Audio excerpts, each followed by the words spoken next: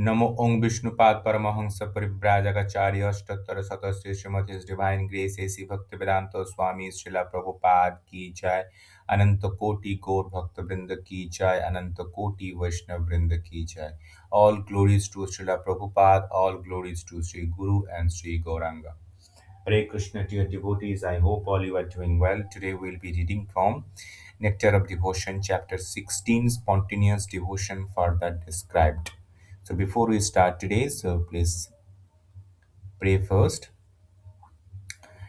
ॐ नमो भगवते वासुदेवाय। ॐ नमो भगवते वासुदेवाय। ॐ नमो भगवते वासुदेवाय।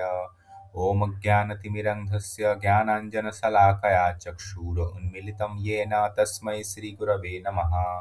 नारायणं नमस्कृतं नरं चैव नरोत्तमं देवीं सरस्वतीं व्यासं ततो जयमुदीरये। जय श्री कृष्ण चैतन्य प्रभु नित्यानंद श्री अद्वैत गदाधर श्रीवासदि गौर भक्त वृंद। हरे कृष्णा कृष्णा कृष्णा हरे हरे, हरे राम राम राम हरे हरे। नमो ओं विष्णुपाद नमो ओं विष्णुपादाय कृष्णपृष्ठाय भूतले श्रीमते भक्तिवेदांत स्वामिन्निति नामिने नमस्ते सरस्वते देवे गौरवाणी प्रचारिणे निर्विशेष शून्यवादी पाश्चात्य देश तारिणे।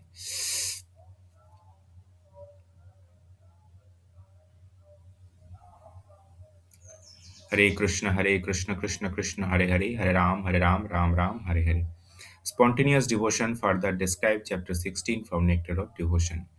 Relationship. In the attitude of the denizens of Vrindavana, such as the Nanda Maharaj, Mother Yashoda, it is to be found the ideal transcendental concept of being father and mother of Krishna, the original personality of Godhead. The factually, no one can become the father and mother of Krishna, but devotee procession of such transcendental feeling is called love for Krishna is a parental relationship. The Brishnis, Krishna relative at Dwarika, are also connotate like that. So spontaneous love of Krishna is a parental relationship is found both among these denizens of Dwarika who belong to the dynasty of Brishni and among the inhabitant of Vrindavan. Spontaneous love of Krishna are exhibited by the Brishni and the denizens of Vrindavan is eternally existing in them. In the stage of devotional service, where regulatory principles are followed, there is no necessity of discussing this love. For it must develop itself for a more advanced stage.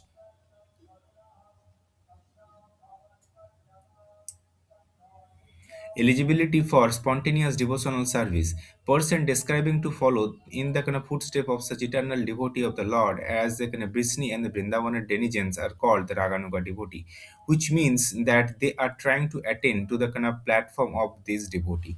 These Raganuga devotee do not follow the regulatory principle of devotional service very strictly, but by spontaneous nature they become attracted to some of the eternal devotees such as Ananda and Jashoda. They try to follow their footsteps spontaneously.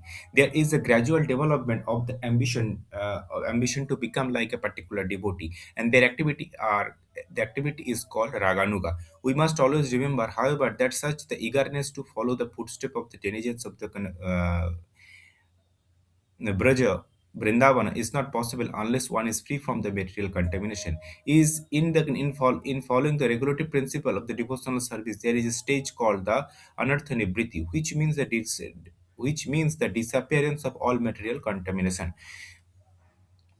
Sometimes someone is found imitating such devotional love, but factually he is not free from the anartha or unwanted habit.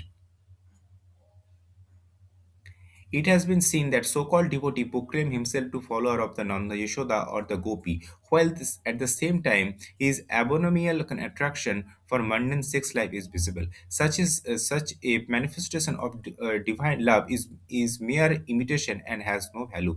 When one is actually spontaneous attracted to the loving principle of the Gopi, will be kind of found no trace of any mundane contamination in his character. Therefore, in the beginning, everyone should strictly follow the regulatory principle of devotional service according to the injunction of the scripture and spiritual master. Only after the stage of liberation from material contamination can one actually aspire to follow the footstep of the devotee in Vrindavana. It is said by Rupa Goswami, when one is actually liberated from material contamination, he can always remember an eternal devotee in Vrindavan in order to love Krishna in the kind of same capacity. And developing such a aptitude, one will always live in Vrindavan, even within the mind, even within his mind. The purport is that if it is possible, one should one the purport is that if it is possible, that should go and physically be present at Brajabhumi Vrindavana, be engaged always in the service of the Lord, following the devotee in Braja Dhama, the spiritual realm of the Braja. If it is not possible, however, to be physically present at the Vrindavana, one can meditate anywhere in the on living in the current situation. Whatever he may be, one must always think about the life of Braja Dhama and about about following in the kind of footsteps of the particular devotee of the service of the in the service of the Lord. A devotee who is actually advanced in Krishna consciousness, who is constantly engaged in devotional service, should not manifest himself, even though he has attracted he has although even though he has attained the perfection. The idea is that he should always continue to act as a neopathic devotee as long as his material body is there. Activity in devotional service under regulated principle must be followed even by the pure devotee. But when he realizes his actual position relationship with the Lord, he can, along with the discharging of regulative service, think within himself of the Lord under the guidance of the particular associate of the Lord, devotee and particular associate of the Lord, and develop his transcendental sentiment in this following associate, following that associate. In this connection, we should be kind of careful about so-called Siddha Pranali. The Siddha Pranali process is followed by the class of men who are not very authorized and who have manufactured their own way of devotional service.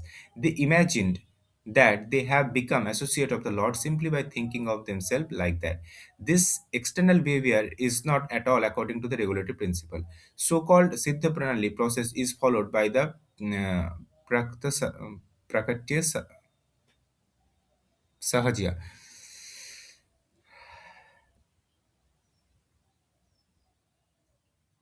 a pseudo sect of so-called Vaishnava.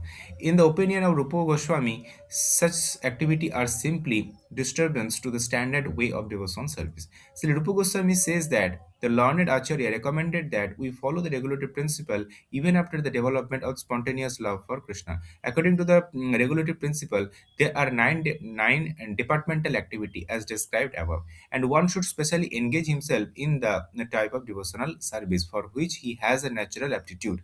For example, one person may have a particular interest in hearing, another may have a particular interest in chanting, another may have particular interest in serving in the temple. So these or any of the other six different type of devotional service, remembering, serving, praying, engaging in some particular service, being in a friendly relationship, or offering everything in one procession, should be executed in full earnestness. In this way, everyone should act according to his particular taste.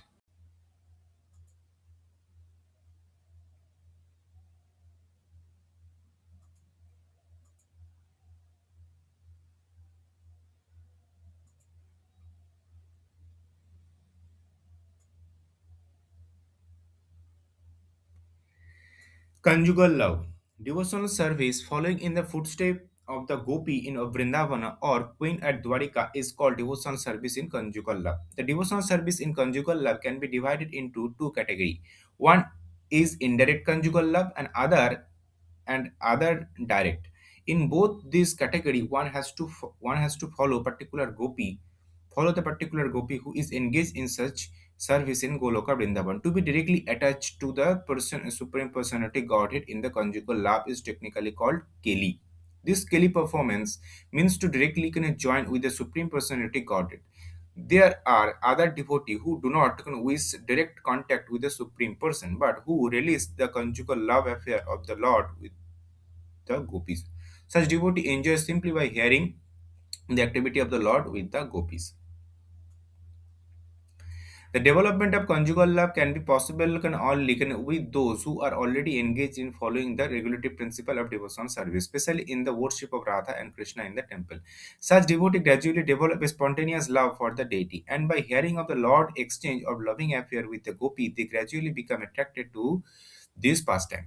After this spontaneous attraction become highly developed, the devotee is placed in either of the above mentioned category. This development of conjugal love for Krishna is not manifested in women only. The material body has nothing to do with the spiritual love affair. A woman may develop an attitude of becoming the friend of Krishna, and similarly, men may develop the feature of becoming the gopi in Vrindavana. How a devotee in the kind of form of a man can desire become a gopi is stated in the Padma Purana as follows. In the days gone by, there were many kind of sages in the Dandakaranya. Dandakaranya is the kind of name of the forest when the Lord Ramchandra lived after being vanished by his father for 14th year. At the time, at that kind of time, there were kind of many advanced sages who are captivated by the kind of beauty of the Lord Ramachandra, who was desired to become woman in order to embrace the Lord. Later on, these sages appeared in Gokul Brindavana, when Krishna advented himself in there, they were kind of born as Gopi or girlfriend of Krishna. In this way, they attain the perfection of the spiritual life. The story of the sages of Dandakaranya can be explained as follows: when Lord Ramchandra was residing in Dandakaranya, the sage who were engaged in devotional service, they become attracted by his beauty and immediately thought of the Gopi in Vrindavan, we who engaged conjugal loving affection with Krishna. In the instance, it is clear that the sages of Dandakaranya desired conjugal love in the manner of the Gopi, although they were kind of well aware of the Supreme Lord as both Krishna and Ramchandra. They knew that although Ramchandra was an ideal king, could not accept more than one wife. Lord Krishna, being the full fledged personality of the Godhead, can fulfill the desire of all of them in Vrindavana. These sages also concluded that the form of Lord Krishna is more attractive than Lord Ramchandra. And so they prayed to become Gopi in their kind of future life and be associated with Krishna. Lord Ramchandra remained silent, and his silence shows that he accepted the prayer of the sages. Thus, they were kind of blessed by Lord Ramachandra to have association with the Krishna in their future life. As a result of the kind of benediction, they were took birth as a woman in the home of the Gopi as a Gokula, and as they had desired in their previous life, they enjoyed the company of the Lord Krishna, who were present at the time of the Gokula Vrindavan. The perfection of their human form of life was thus achieved by their generating the transcendental sentiment to share conjugal love with Krishna. Conjugal love is divided into the two classification, namely conjugal love as a husband and wife, conjugal love, namely conjugal love as a husband to wife, and conjugal love as a lover and beloved. One who develop conjugal love for Krishna as a wife is promoted as to Dwarika when the devotee become the queen of the Lord, where the devotee become the queen of the Lord. One who develop the conjugal love for Krishna as a lover is promoted to Gokula Vrindavan to associate with the Gopi and enjoy loving affair with the Krishnas there. We should not we should note carefully, however, that the conjugal love for Krishna, either as a gopi or queen, is not limited only to women.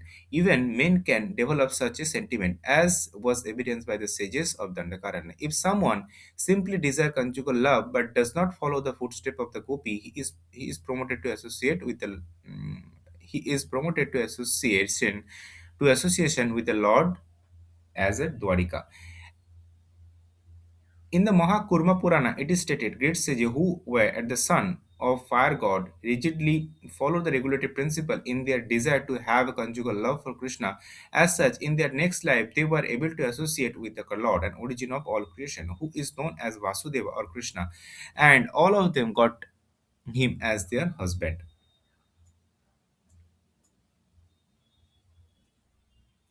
Parenthood or friendship.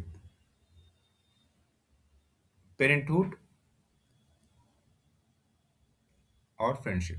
Devotees who are attracted to Krishna as a parent or as his parent should follow the footsteps of Nanda Maharaja or Subala, respectively. Nanda Maharaj is a foster father of the Krishna, and out of all other kind of friend of Krishna, Subala is the most intimate in the Brajabhumi. In the, in the development of becoming either in the kind of father, either at the father or the friend of the Lord, there are the two variety. One method is that one may try to become the father of the Lord directly, and other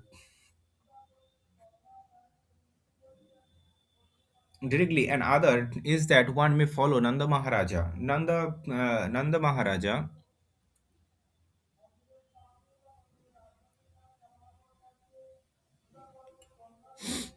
and other is that one may kind of follow Nanda Maharaja and cherish the ideal of being Krishna's father. Out of these two, the attempt to directly kind of become the father of the Krishna is not recommended. Such a development can be polluted with the Mayavada impersonal philosophy. The Mayavadis or monkists think that they are themselves are Krishna, and if one think that he himself has become the Nanda Maharaja, then his parental love will become contaminated with the Mayavada philosophy. The Mayavada philosophy way of thinking is offensive. No offender can enter into the kingdom of God to associate with the Krishna. In the Skanda Purana, there is a story of an old man residing in the Hastinapur, capital of the kingdom of the Pandavas, who desired Krishna as his beloved son. The old man was instructed by the Narada to follow the footsteps of the Nanda Maharaja, and thus he achieved the success. There is a statement in the Narayana Vasustuta prayer that person who are always engaged in thinking of the Lord as their husband, friend, father, or well-wisher are always worshipable by everyone.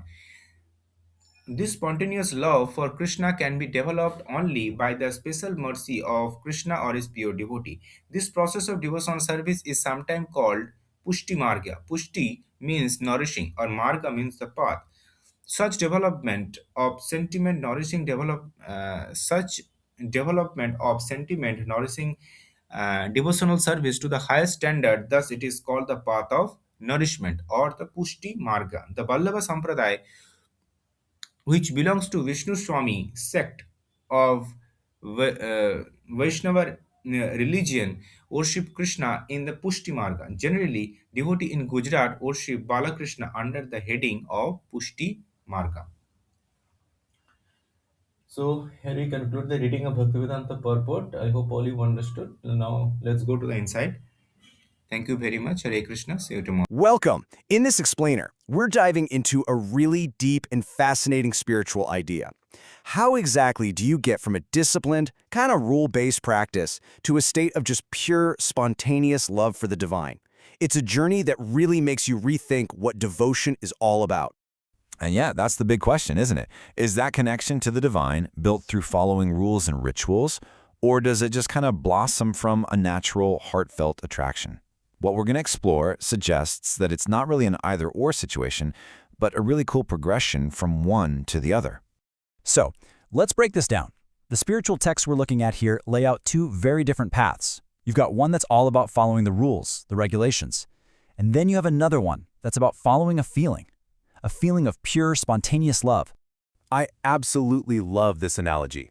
Think about learning to play music. The first path, the one with all the rules, that's like practicing your scales, over and over.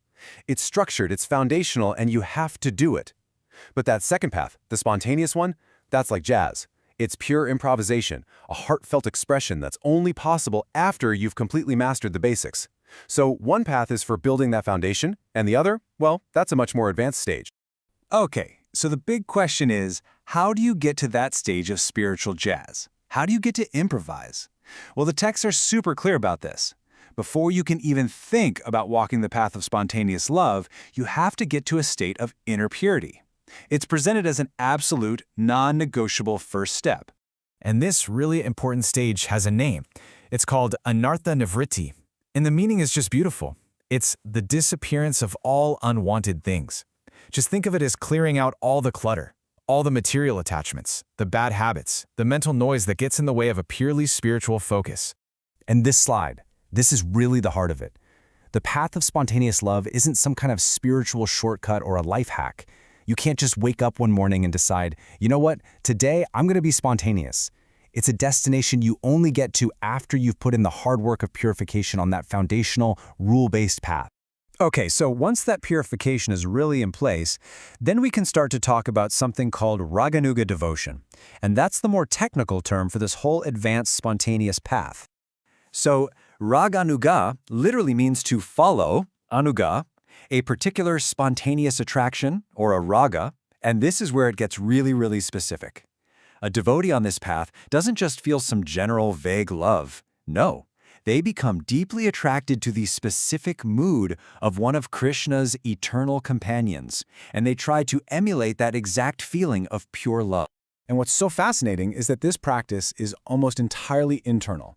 I mean, you could physically go to the holy place of Vrindavana, sure, but the real work, the real essence of it, is to always be living there inside your own mind, to constantly be meditating on serving in a particular way, following that perfect example you're so attracted to. But, and this is a big but, as you can probably imagine, when you're talking about such an advanced and internal practice, there comes a very serious warning. The source texts are incredibly direct about the dangers of faking it, of confusing cheap imitation with the real thing. This is a direct quote, and wow, it is blunt. It basically says that if someone is claiming to be on this super advanced path, but they still have obvious material attachments, well, their so-called divine love is just a worthless imitation. There is absolutely no mincing words here. It's a serious check. The texts even call out specific groups by name who tried to create these kinds of shortcuts.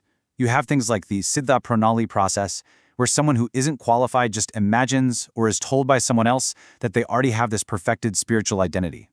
All these paths are just dismissed as disturbances because they try to skip that really essential and yet difficult work of purification. And this, for me, is just the most brilliant part. The solution offered is this. Even someone who has genuinely reached that state of spontaneous love internally is still advised to keep following the external rules and principles. So the discipline is never actually abandoned. It just acts as a kind of support system for that inner feeling for as long as we're here in this material world. So, once a devotee is actually qualified for this path, that spontaneous attraction can show up in several distinct relationships, or, as they're beautifully called, different flavors of divine love. The main flavors of this loving relationship really fall into three big categories. You've got parental love, you've got the love of a really close friend, and you have the love of a romantic partner. And each of these moods has a perfect role model, an exemplar whose footsteps a devotee can follow. For parental love, the example is Krishna's foster father, Nanda Maharaja. For friendship, it's his close friend, Subala. And for that deep, intimate conjugal love, the ultimate examples are, of course, the famous gopis of Vrindavana. Now, to really understand how these feelings go way beyond our physical bodies, the texts tell this incredible story about the sages in the Dandakaranya forest. So just picture this. You have these great male sages deep in meditation out in the wilderness. Now, when Lord Ramachandra, an incarnation of God, visited their forest, they were completely mesmerized by his beauty. But they also knew that as the ideal king, Ramachandra had taken a vow to only have one wife. So, deep in their hearts, they were longing for that more intimate, unrestricted kind of love, the kind that the gopis shared with Lord Krishna. And what happened next is just incredible. Their sincere desire was accepted. Lord Ramachandra granted their wish, and in their very next lives, these same sages were all reborn as women. They became gopis, and they got to fulfill that deep spiritual longing. It's such a powerful story, and it illustrates a really key idea. The soul's relationship with the divine isn't limited by our current physical body or our gender. And this brings us to the ultimate goal of this entire path, which is captured so beautifully by a term that means to nourish the soul's deepest feelings. This path is called Pushti Marga, which literally means the path of nourishment. The whole idea is to take that tiny little seed of spontaneous love and just nourish it until it completely blossoms. But the texts are very clear. This isn't something you can do with willpower alone. It's said that this is only possible through a very special kind of grace or mercy from the divine. Which leaves us with a really fascinating question to think about. If the ultimate goal of spiritual life is this internal, spontaneous state of love, then what's the real point of all the external rules, the rituals, the practices that we see in religion? Are they just training wheels that we're supposed to leave behind someday? Or do they always have a role to play? It's something to chew on.